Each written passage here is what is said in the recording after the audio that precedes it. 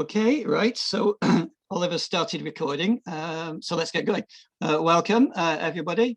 I'm Tony Burns. I'm one of the directors, co-directors of the Centre for the Study of Global Social and Global Justice. Welcome to our ongoing lecture series. Andy Higginbottom is going to be giving his third lecture on Marx's Capital. The title of today's lecture is Exchange and the Functions of Money, chapters 2 and 3 of Capital, Volume 1.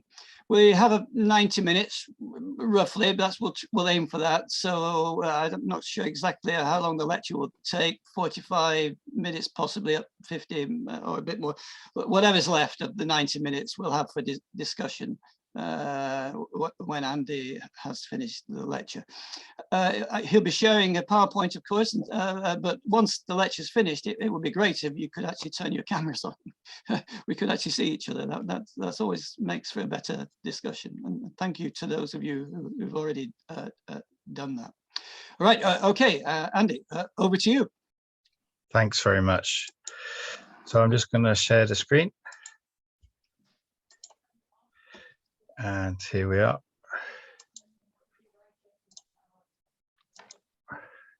So as Tony's already said, this is the third lecture, and what we'll be covering is exchange and the functions of money, chapters 2 and 3 of volume 1.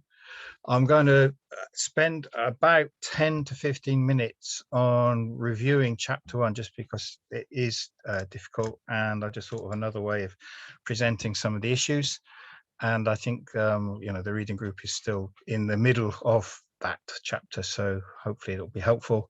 But I'll move on then to the next two chapters. Chapter 3 in particular is quite long, so I'm trying to heavily summarize it and give you the gist of the argument in the different chapters. So in terms of review, what I basically argue is that Marx looks at exchange value in chapter 1 twice. He looks at it once in terms of the two commodities being in a relation with each other as a sort of a relative exchange relation, which is symmetrical. And then he looks at it a second time once he's established that behind this first version of exchange value, we have value, and the magnitude of value is a socially necessary labor time. And then he comes back to the expression of this value as exchange value. And so this is the second determination of a commodity's exchange value. And in this second determination, Marx introduces money. So money and if you like, the more mature definition of exchange value of a commodity are coterminous. They're explained and expressed at the same time. So this is my summary of chapter 1 in sort of cartoon type form, if you like. So this is the first expression of exchange value. We have two commodities that are equivalent with each other. And the equal sign that Marx uses means has the same value as. And then in his diving into what's behind this value, which in this diagram would be represented by the area. So you have, if you like, different shapes, but they have the same area, which is one of the analogies that Marx uses. And what he says is, well, basically, if two commodities are of the same exchange value, or in any given proportion, in actual fact, there must be something else behind it, which is value, which is the sort of a third thing, which is the basis for them being able to be exchangeable with each other. And he goes on to say, if we think of what is the content of that value, then it must be the socially necessary labor time. So basically, he derives from an initial view of commodity exchange, the logic behind it, that which is the socially necessary labor required to produce commodities. And he goes on to say, if you'll remember in section 2, that he also explains the double nature of the commodity is also reflected back into the nature of labor producing the commodity. And labor producing the commodity also has a double character, in that on the one hand, the labor is producing a particular use value, and he often uses the example of tailoring and weaving. So linen, for example, being woven or coats being tailored. And on the other hand, the labor which is producing the commodity is part of a broad category of social labor, the part of a totality of social labor, and in a more abstract sense is a contributor to that overall total. And so that's the dual character of labor producing commodities. And I'm not going to spend much time on this. This is actually a direct copy of the one I showed before. It's just to remind us all about this rather pivotal argument at the beginning of section 3, where basically Marx looks at what is the relationship when a coat represents the value of 20 yards of linen. Now, in terms of trying to explain this, I just want to bring in a couple of analogies, if you like. The first analogy is it's a bit like a letter which is being weighed. So you can have a lump of brass which is being used as a weight, and in the scales, the only role of the brass is to be weight. I mean, it might well have other functions in other parts of its life, whatever brass is used for, to be rubbed and all other sorts of things, no doubt. But in this context, in this relation, it's only there because it's an expression of weight. And so this is very physical. It's a limit to the analogy, but the basic analogy is to say that the brass in this role is the personification of weight. So there's an equivalence of, it expresses the weight of the letter. That's what this setup is all about. It's in order to ascertain the weight of the letter. The weight of the letter is reflected by the weights of the brass weight. So the weight of the letter then is externally expressed in some other object. And that's the whole purpose of the exercise. So bearing that in mind, we're just going to review again this section 3, which is challenging and does sort of cause a lot of furrowed brows. So I'm going to use the analogy again of these geometrical shapes, which are of the same area, but of a different sort of form, polygons and triangles and so on. Okay. And so what Marx does is he explains that the commodity on the right-hand side is used to express the value of the commodity on the left-hand side. And so that this would be commodity B, and he's saying that X commodity A is worth Y commodity B. And the example we become very familiar with is 20 yards of linen is worth 1 coat. And what he's saying is that Y commodity B is the external reflection of the value of X commodity A. And he's saying something else as well. He's saying that commodity B, apart from its own normal use value, like you wear a coat and so on, it's got in this relation, it's given a distinct role from its normal use value. It's still a matter of what the coat, physical form of the coat. The physical form of the coat represents the value of the linen. So you have a crossover. It's the value of the linen is assumes the form or is reflected in or is seen to be worth a coat. Now this is a completely, it's a developed way of thinking about the original relation. This relation could not exist if the coat itself wasn't the product of socially necessary labor, and in this example had the same amount of socially necessary labor time, which is, if you like, the quantitative equivalence. But what Marx is getting at here is something more than that. He's saying that there's a different type of relationship. The coat stands for the value of the linen, and it's that which he uses to begin to develop his explanation of money. So this is the first step in his explanation of money. And what he's really getting at is, what is it about a commodity that allows it to be exchangeable at all? And how comes a commodity is exchangeable? And that's the sort of the very original approach which he has to explain that.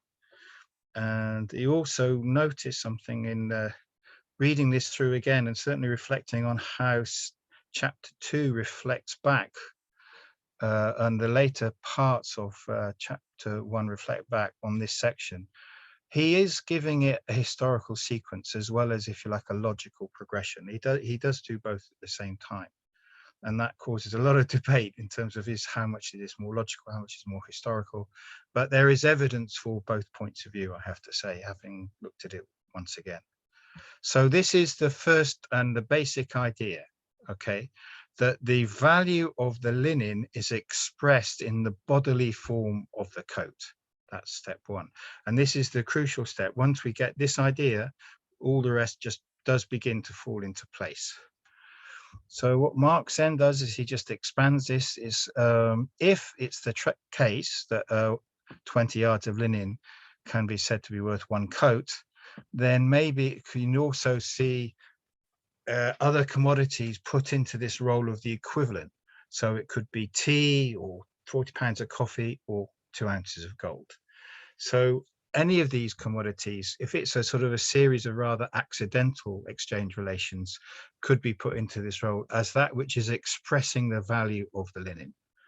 And again, he gives actually a more historically based example of what he means by this. And he's saying that this is quite likely to happen where you get a slightly more extended pattern of exchange. It's still not societies ruled by commodity production, but if you like, a less than accidental, it's a slightly more extended pattern. And then the third form is this general form of value. And what he's saying here is, well, let's turn what we just saw around, and rather than the linen being expressed by all these different commodities, if we reposition their roles and say each of these different commodities value can be expressed by 20 yards of linen. Again, I think that this does have a certain implication for historical development, which is that there is a more regular pattern of exchange. Here, it's more, the realization of this logical relation would be closer to the idea that these commodities are being produced for exchange, that there's a stability in the exchange relations. And that's from the general form, he moves quite quickly to the money form. And again, you have this sort of pattern of the money form itself, the bodily form of the gold, representing the value of each of all these other commodities. Now, there's a couple of quite big developments at this point, which Marx expands on, but he first registers here, and then he expands on the next two chapters, which I will sort of also expand on and explain in a bit more detail. But one of the very important points is that we don't have an actual exchange taking place yet. What we have is a commodity being offered up for exchange. And so what happens is that the value of the commodity is expressed in gold terms by giving it a price. So whatever the commodity is worth as gold becomes the price of the commodity. That's a very important thing. It's an ideal presentation of the commodity before the actual exchange. And the second very big point here is an inversion of the relationship, in the sense that rather than the gold reflecting the value of the commodities in a passive way, in actual fact, once gold becomes the normally used representation of the value of all the other commodities, it acquires the power, and it looks like they are reflecting it rather than the other way around. It's not reflecting them, they are reflecting it. Okay. The last point, which I'll just pick up from here, is in this relation, and again, Marx explains this quite well in section 4 of chapter 1, we don't actually see the socially necessary labor time anymore. It's hidden, it's behind the scenes.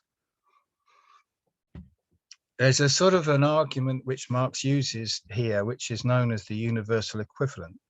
And I mean, just to give you an idea of what he's doing, he's saying that there is a process of abstraction taking place. And this abstraction, he is distinguished from a normal use of the term. In normal usage, we would say abstraction is, well, we look at a whole collection of objects. I used the example of fruit, which is often used for this type of discussion. And if you say, you know, you've got, I don't know quite like, it's a kiwi fruit, a lemon, an apple and a pear, what characteristics do they have in common? And you can work out some idea of it. You know, you can extract some concept of what is fruitiness, what is the common characteristic, which sort of underlines all of them, you know. But that's a mental process. In a concrete universal, which is this one on the right, one fruit or one kind of fruit is actually selected to represent the whole group, the genus, if you like, the collection of types of fruit. And this selection of one to represent the whole group, in this case, I've actually chosen a lemon, but it could have been any of them, that's arbitrary. It's a different type of abstraction. And this is used in terms of the concept of concrete universal. Once that lemon is selected to become the representative of all fruits, it then has a double role. It's not only whatever lemons are used for to make lemonade, etc. It's also standing for the whole category of fruit. Okay, so it has a second role, which gives it a sort of a different relationship to all the other fruit. Okay, now that's again, these analogies only take you so far because it doesn't quite fully capture what happens when a given commodity is selected as money, because as I've already said, I mean, a lemon in my example wouldn't really have a lot of power over the other fruit, but gold certainly does have, because it can be immediately exchanged with any other commodity. So it gives it a very sort of privileged and special position. The idea here, though, that's important is that there's an abstraction that takes place in reality. One commodity is selected and it becomes the means by which all the other commodities' value is reflected. So this is a sort of a logical process, but it's also a historical process over a long arc of time, in actual fact. So what's happened, just summarizing where we've got to, is that we started off the whole discussion with the idea that a commodity has both a use value and a value. It's a product of labor, but it's also a use value, a particular thing to be used in a particular way. Now, what the result of this discussion is that this antithesis between value and use value is manifested as monetary exchange value. So this is the second determination of exchange value, which grounds it in socially necessary labor time, which is expressed as money.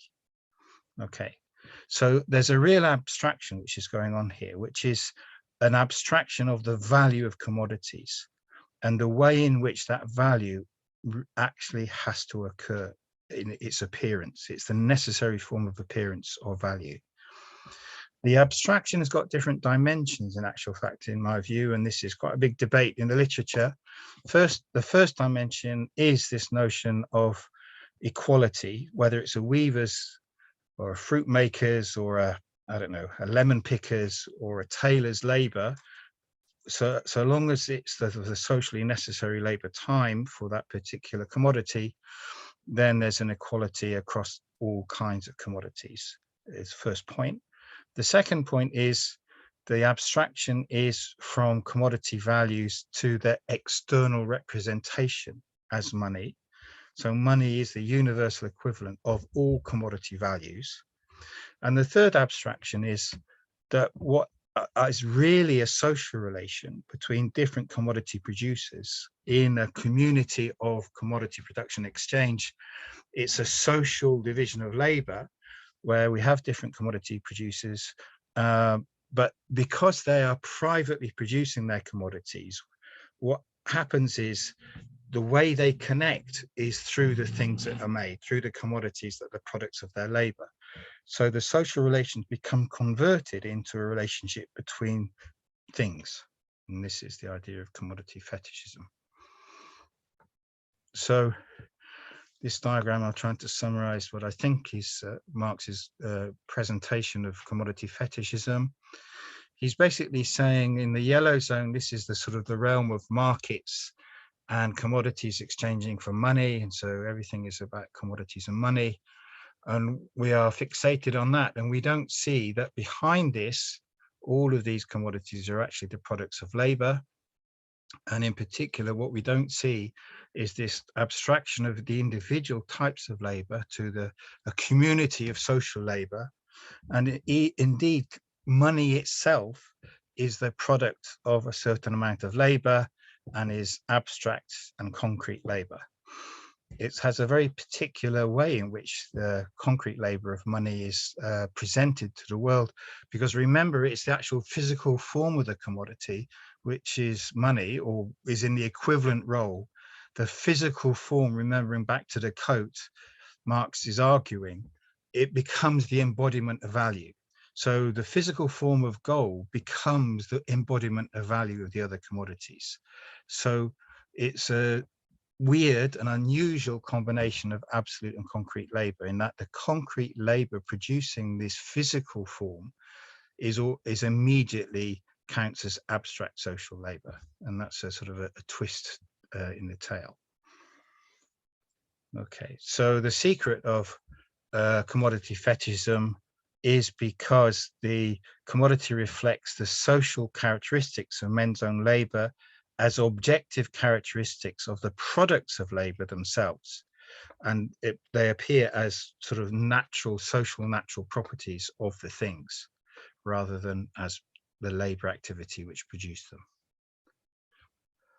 I want to summarize this first part by saying Marx is distinguishing his theory of value from two other positions which were present in the literature of his day and are still present in the discussion in slightly modified, but pretty much the same type of position today. The first position which Marx distinguishes himself from is, if you like, the classical labor theory of value.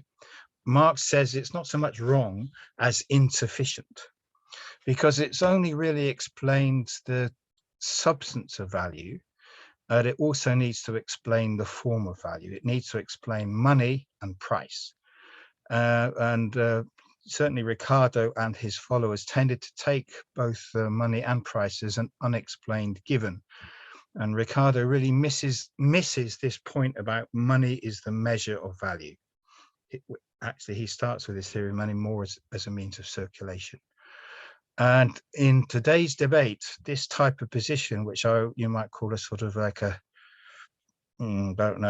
elementary labor theory of value, let's say, is also known as the substantialist view. It's right about the substance of value, but it doesn't complete the picture, because it's an argument about value, but not explaining price.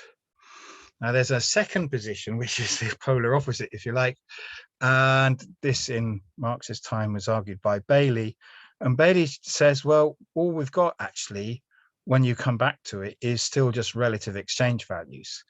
And there is no absolute value. All we got is price. There's no objectivity to this claimed objectivity of socially necessary labor time behind the price.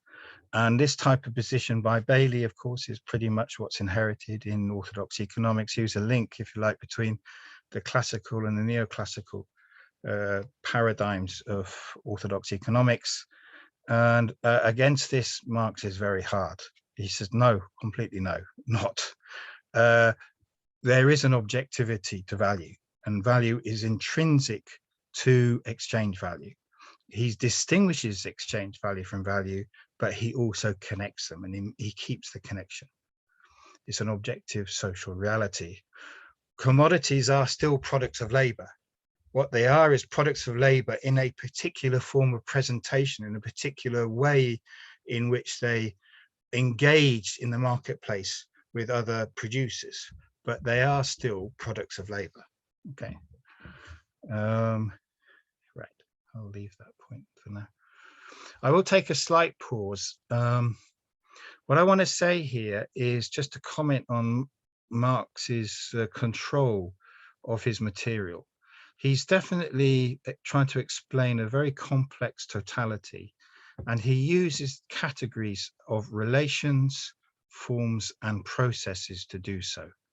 If we think about what we've just been through, he's got a concept of commodity production which is based on social relations, but he's explaining how those social relations are transformed into socio-economic forms.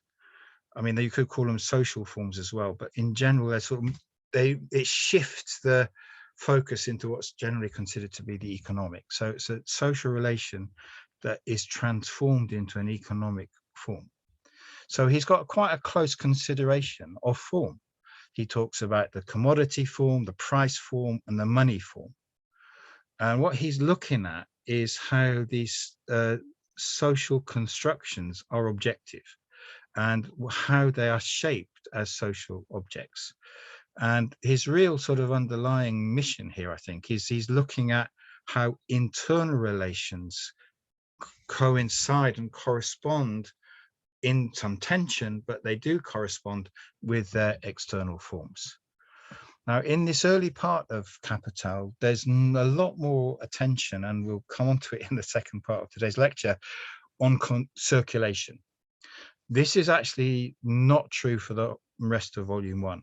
Most of Volume 1 is about social relations of production. But in this phase of his argument, he's definitely giving a lot more attention to relations and forms in circulation.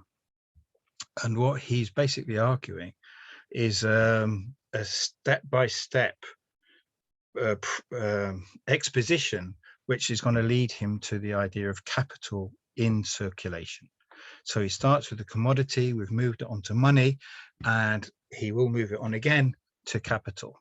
Now, all of these he frames as value forms. One of the points here is that all the time we do this, we're actually moving away step by step from labor activity. He's following a chain which takes him down the direction of a social objectification of labor. It's not yet the full Monty of alienation, because we haven't yet got to how capital appropriates the product of labor and turns labor against itself. But we are heading in that direction. So this step by step is also a progression of more and more alienation away from the central role of labor activity creating value. Okay, so what I want to do now is a slight sort of pause, if you like. We could consider this to be a pause. I want to move on to looking at the chapter 2 and chapter 3. I've done the review, but I wanted to do that because there's a lot of continuity in Marx's argument across these 3 chapters. In actual fact, I think chapter 2 has got unusually for Marx, very unusually, I think it's got a slightly misleading title. Normally you can get a lot from just looking at his titles. He's not looking yet at money exchanging with commodities and the process of buying and selling, right? What he's looking at in this chapter much more is what is the process by which one commodity becomes the money commodity. And he's also got quite a big sidebar here, which is, so far we've been talking about commodities, but of course commodities are in a relationship with their producers and their owners. So he's bringing into this now the role of the owner stroke producer of their commodity. Normally speaking, he's assuming basically that the person who produces the commodity has economic possession of it, which is reflected in law. They're the owner. Okay. Now, producer of a commodity doesn't have any direct use for it. If they're producing it for exchange, they want to bring it to market because they want the money to buy the commodity which they really want, which is something other than that which they've produced.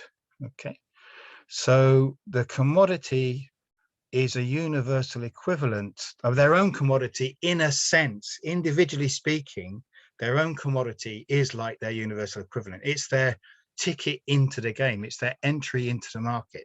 So long as they can sell that commodity, they can gain access to whatever other commodities they want to buy with the money.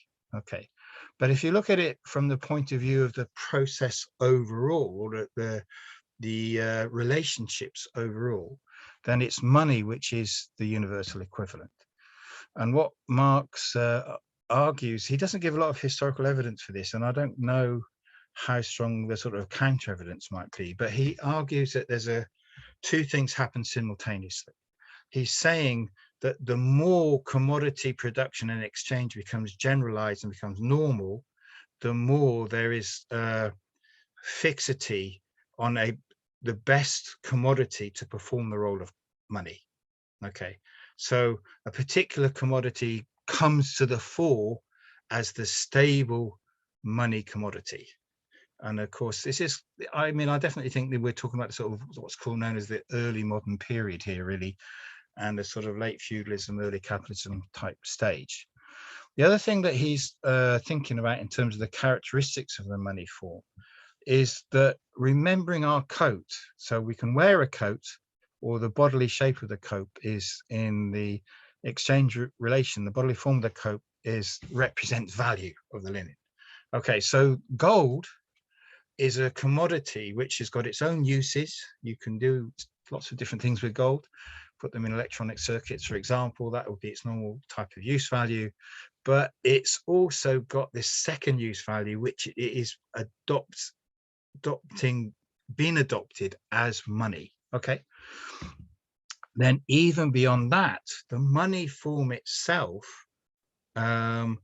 means that it's got lots of different roles which need to come out of the fact that it's money. As money, it needs to be able to behave as the form of appearance of the value of all the other commodities, but also as money, it needs to be divisible, and we'll see there are other roles for it as well. But in particular, it needs to be divisible. So historically, you can think of things like cattle were at one stage used as money because they could be seen to represent the value of all other commodities if they were generally in use, generally being used, but it's hard to divide them, and also they expire. And so gold, precious metals tended to sort of fit the requirements of the job. But also, and again, it's this idea of inversion. Once money becomes a money commodity, then we're beginning to lose all track of what made it the money commodity in the first place, which is that it reflects the value of other commodities. And in fact, an inversion takes place where the other commodities become, if you like, servants to gold as the master. Okay. So there's a flip, it becomes the other way around, and the actual trace of its genesis begins increasingly to become lost. So that's what Marx covers in chapter 2. It's quite a readable chapter. It's very, it's a good transition chapter. In chapter 3, Marx does look at new material, and so far we've come to the market from the side of commodity production and how the commodity is presented for sale, how its shape, socially speaking, its form makes it exchangeable. Now, what we're going to do now is to come to the market from the other side. What Marx does now is he says, okay, but what about this relationship between commodities and money from the perspective of money? Okay, so we're no longer just looking at two commodities, we're looking at a broad movement of commodities and money in marketplaces. And what Marx develops then is the concept of money itself. And he does this starting from the initial starting point, which he's already reached. Is a very clear sort of progression in his argument. So we've already established in his argument that money is the universal equivalent of the value of all the other commodities.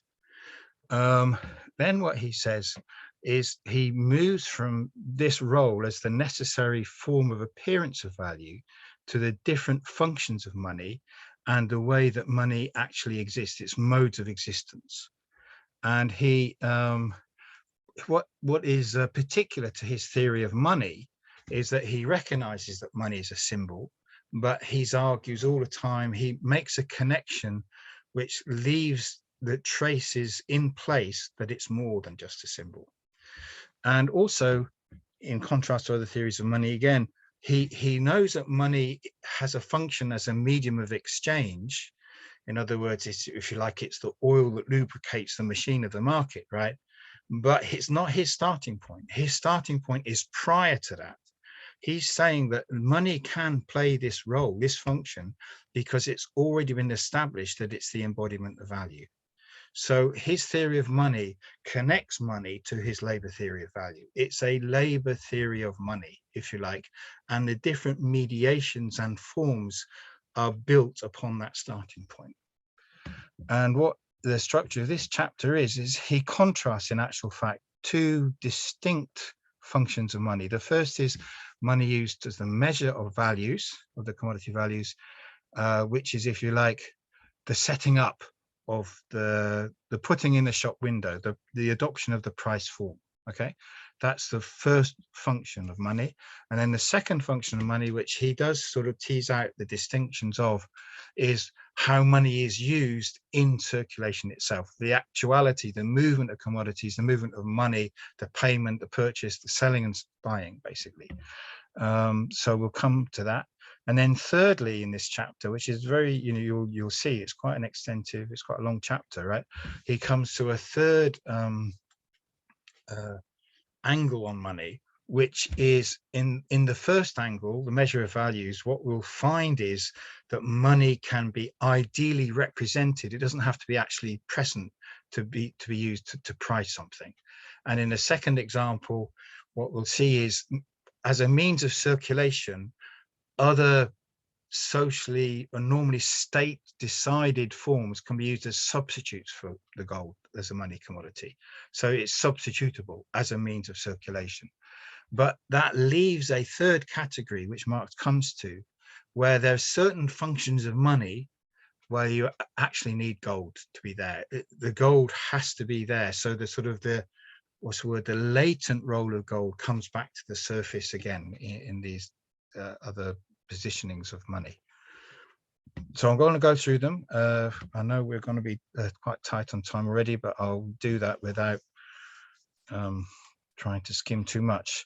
The first role then is the measure of values, and there are 2 or 3 points here. The first is that gold is still a commodity which is produced. It's physically, materially produced. So as the productivity of labor in gold increases, so its relative value will go down, or it's, if you like, absolute terms, less labor time to make any given quantity of gold, which means that the general price level in gold would go down as well in that case. In other words, no, go up actually, sorry.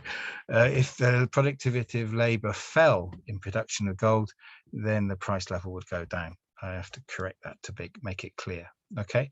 But you can see the idea that the productivity of gold, it actually takes less socially necessary labor time. So instead of 20 yards of linen being worth 2 ounces, that actually become worth 4 ounces of gold, because each ounce of gold is worth less.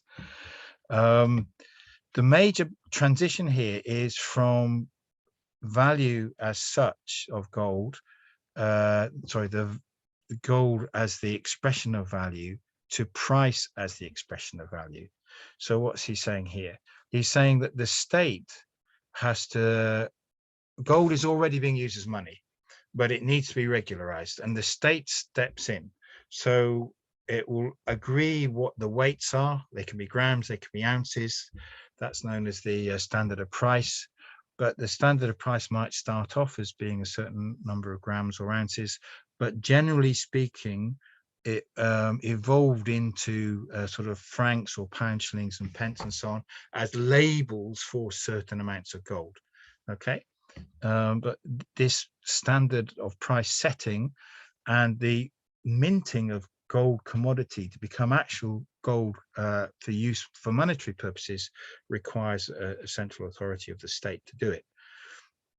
The characteristics of the price form are that they're idealized, as already said, but it's got other characteristics as well. The price form is flexible. It's based on value, but it's not the same as value in that it can move. It can move under 2 main circumstances. One is the producer of the commodity doesn't actually know what price it's going to really sell for, so they put a price on it, but it will move according to the reality of the socially average necessary labor time of that commodity. But the other thing is there'll be movements in any case, and they're bound to be, even if the producer knows the state of the market itself will change according to the movements of supply and demand. Therefore, price has to be able to change as well. So Marx sees this as an advantage rather than a disadvantage, but he sees it as a further mediation away from value. Okay. And a further mediation, again, is that once established as a normal thing, prices can be used by non-labor products, the price of honor, the price of loyalty, etc. So what this dotted line here is trying to show is that the gold commodity is involved in the state.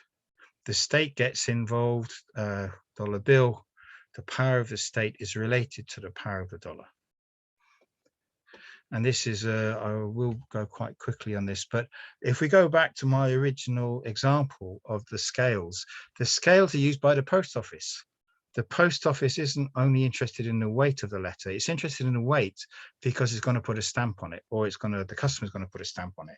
So you have to have a conversion from weight to some sort of tariff, an amount for a stamp. And that's analogous to the standard of price. They're related, but they're not directly the same. They evolve in slightly different direction. And once you put the stamp on the envelope, of course, it's still not posted. It needs to be put into the system to actually realize, the promise of having a stamp on it. It has to actually be put into motion. Commodity having a price is not yet sold commodity. It then has to be sold. It has to realize the price in exchange with money. And that's when Marx comes next, and he's talking about the metamorphosis of commodities. And he uses the example of linen, which is bought for £2. £2 is used to buy a Bible. And what he does is he sees this as a normal sort of pattern, a metamorphosis. You have a producer of the linen, they want something else, they want a different use value. They need to, first of all, get the money, and then with that money, they'll buy the other use value. And so he sees this process of exchange as movements of form between commodity, money, commodity, CMC. And he sees this as a sort of two acts of a united motion, if you like. Okay. And beyond that, you can say, well, okay, so the seller of the Bible has now also got £2, and they will use their £2 to buy something else. And he gives the example, the seller of the Bible decides to buy brandy. So the money stays moving from one buying and selling onto another buying and selling. And so the money stays in motion. The commodity drops out the market. Once it's bought, it's then consumed as a use value. The brandy is drunk and the Bible is read and so on. But the money stays in the realm of circulation. And what happens here is that the money is moving between two different exchanges. And because the money is the intermediary between these two exchanges, which are the external expression of this antithesis between the value of a commodity and its use value, the fact that this contradiction exists now becomes externalized in the movement of the money. And this contradiction doesn't go away. What happens is the contradiction moves in circulation. And in particular, Marx draws attention at the end of this section to the fact, well, the contradiction might well explode at some point. And it can explode when something has a use value, but its value is not realized because nobody's got money to pay for it, basically. So in this general form of CMC is the possibility of breakdown and crisis. The commodity, the use value that the first commodity owner has, he's using that to get another use value. He may not get it. He has to get the money in order to get it.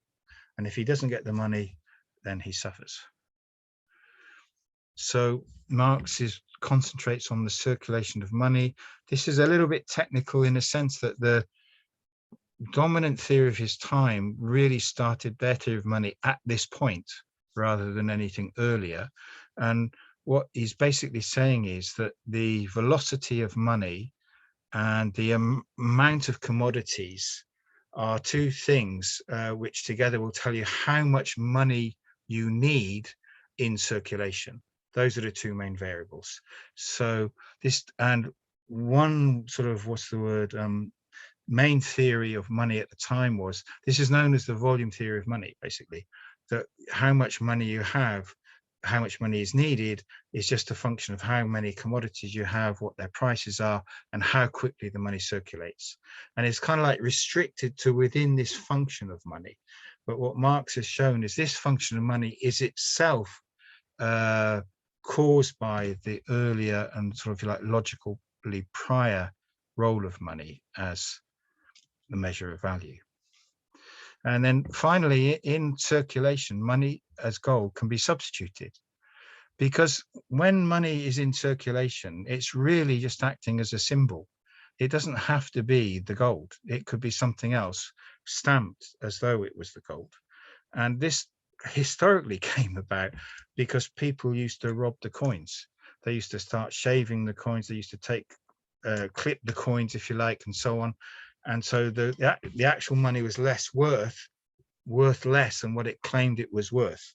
And so you have this symbolic amount of money and a sort of like the actual amount of precious metal in the coin, and they can diverge.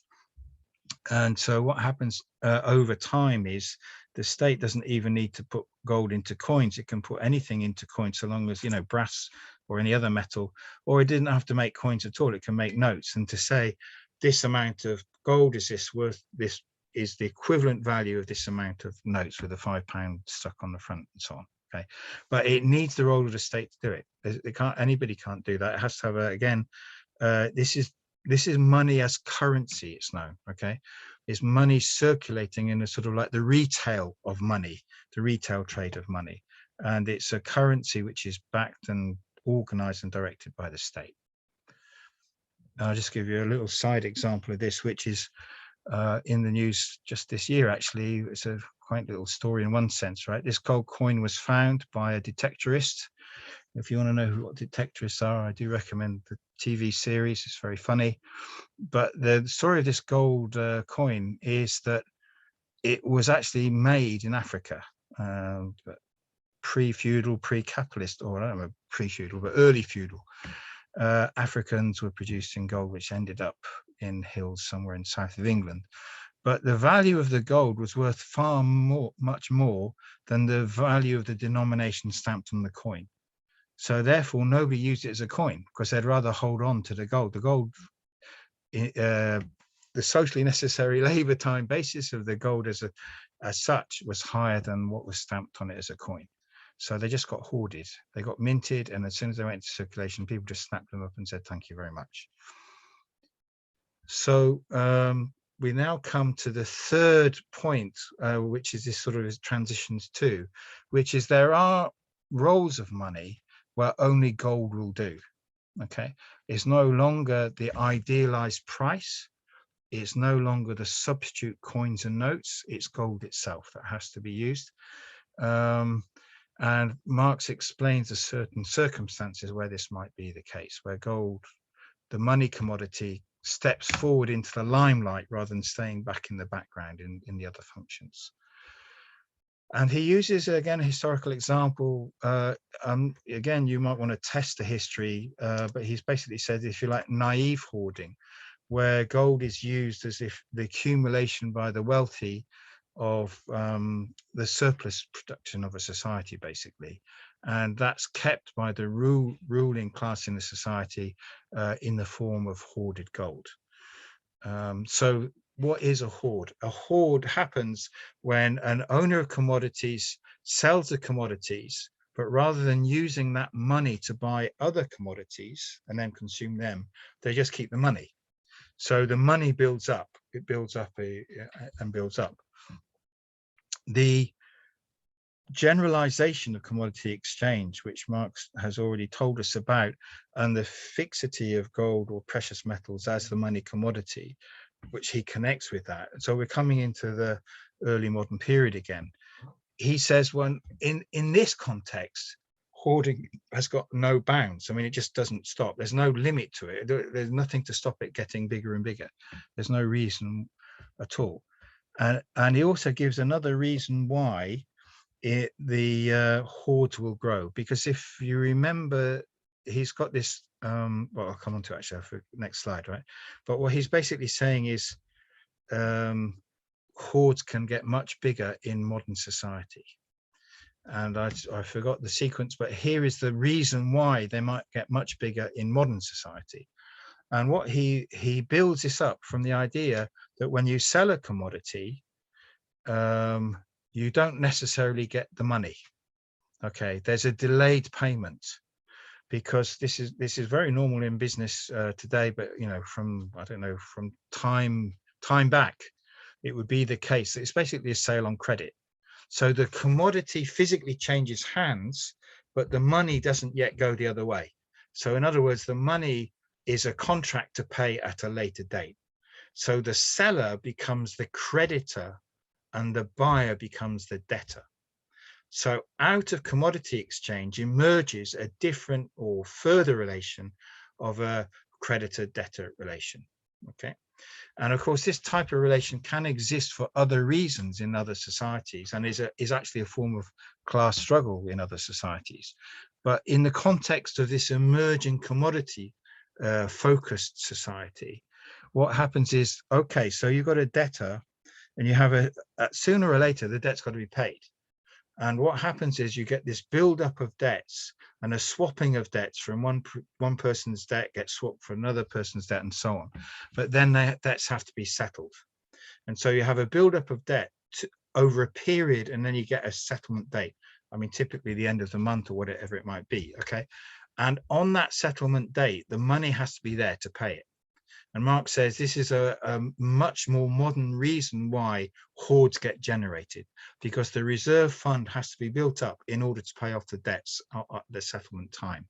Okay, so the old form of hoarding, he says, diminishes, but this new form of hoarding is inherent and is more and more generated in modern bourgeois society.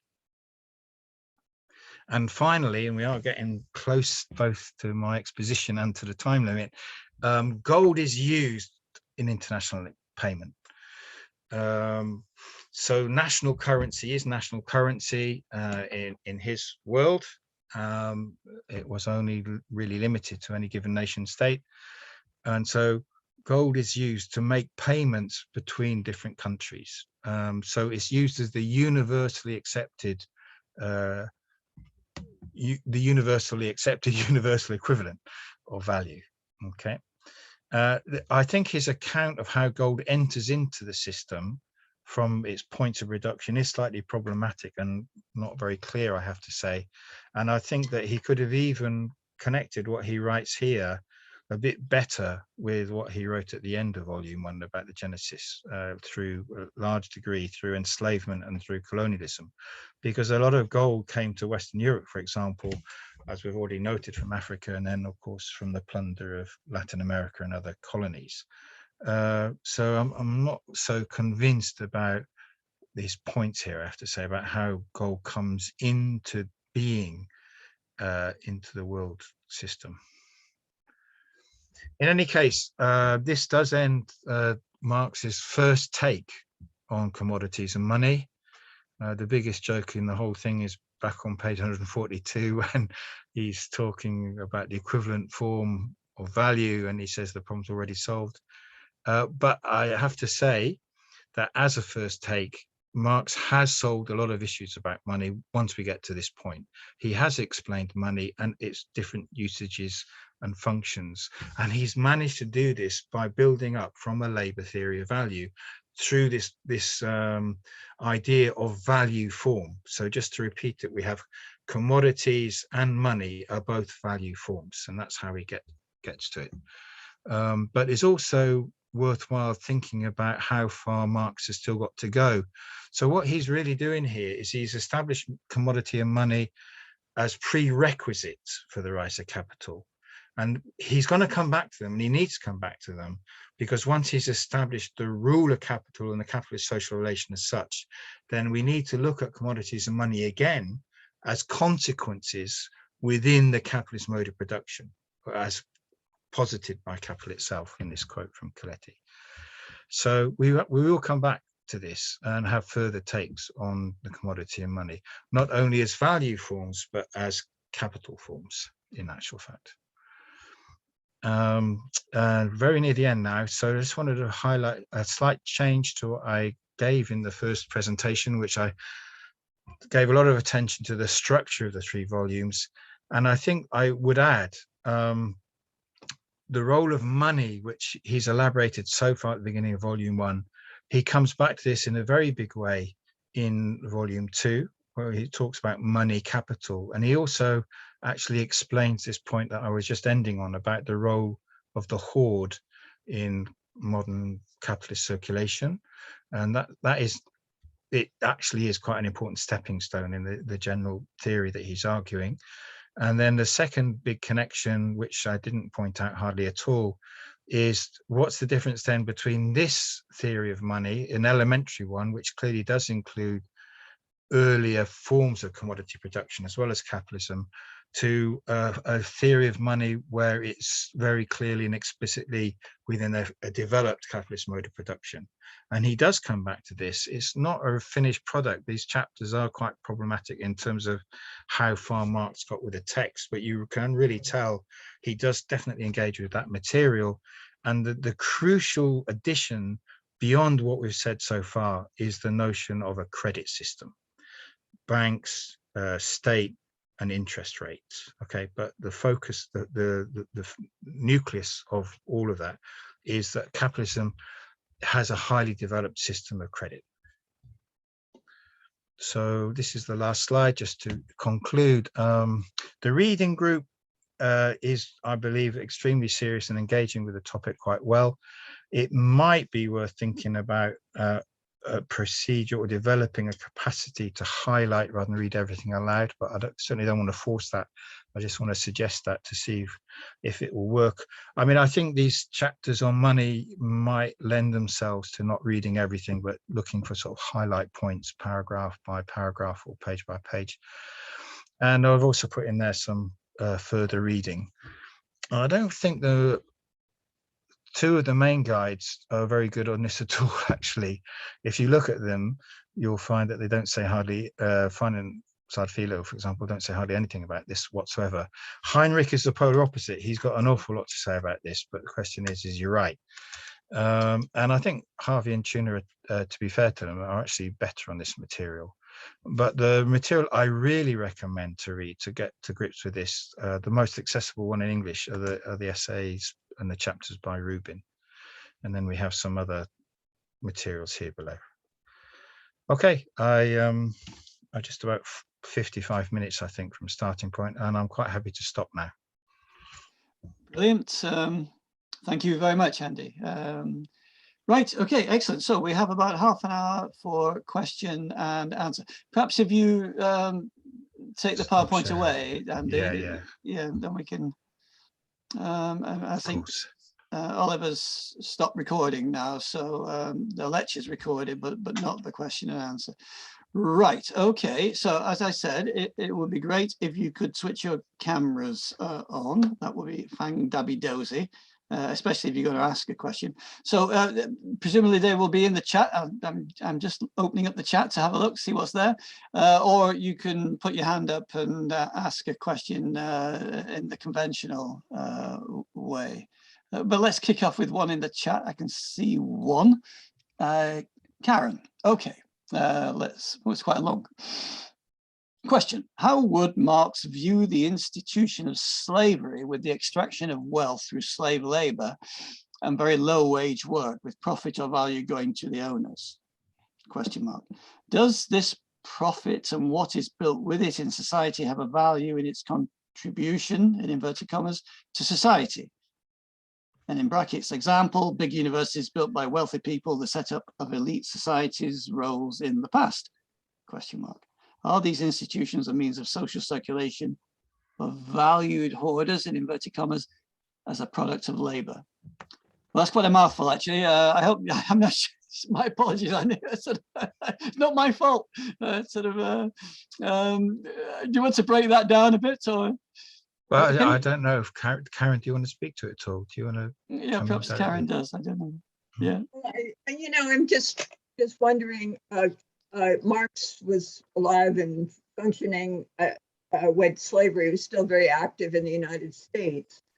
And other South American countries and other countries, how he would see that in terms of building a European society, maybe social control functions that allowed for imperialistic control of these areas. Is this part of what this kind of exploitation pays for? And are we still operating under those same principles according to how he sees economics and social systems? Just what your opinion on that, and maybe others have opinions too. Well, it's there's what Marx wrote, and he wrote quite a lot in different ways about this, but fundamentally, I think he builds his theory based on the equality of labor. And you'll find in chapter 1, he uses Aristotle as a sort of a counterpoint to his, he basically adopts a liberal position, or what liberal premise, I should say, of equality. And based on that premise, he explains exploitation. Okay. And so the development of Marx needs to go beyond that, because it's clear that in actual fact, there wasn't an equality of labor, exactly as you were saying, right? Enslaved labor was not equal to wage labor. And even within wage labor, there were definite inequalities. And you can actually see that in Marx's text in lots of different ways, if you like, the empirical reality of inequalities, particularly, say, men and women wage workers and so on, right? So that's exactly partly why I'm doing this, and why, several of us subscribe to the theory of super exploitation, which Marx has some knowledge of, but he doesn't theorize. So that's actually, part of this project is to reread Marx or extend Marx to include the theory of super exploitation, which comes from oppressed nations. I mean, different forms of it, but in particular from Latin America and work of Marini. I think that enslaved workers, Africans in the main, were super exploited. And I think that they did produce surplus value. They produced value, they produced commodities of value, which is how far we've got so far. But beyond that, they clearly produced huge profits, which was source of which was surplus value. So now you ask also about how Marx saw this. He has a lot of very good insights, but he doesn't give a direct focus on this. So, basically the cotton arrives in Liverpool and is used in the factories, which he does give a lot of focus to. He's got a lot of interesting points about slavery, and he certainly supported the right side in the US Civil War, but it's not a complete analysis. He gives us helpful angles. And so basically post-Marx, a lot of Marxists to discuss this and have different theories and so on. I just noticed today there's a new book out, which is about Caribbean enslavement and Marx's theory. And I think the book argues that enslaved workers were not producing surplus value. Well, I will strongly argue the opposite. I think that they were. And there are particular characteristics, the violence, the highly racialized nature of enslavement and so on.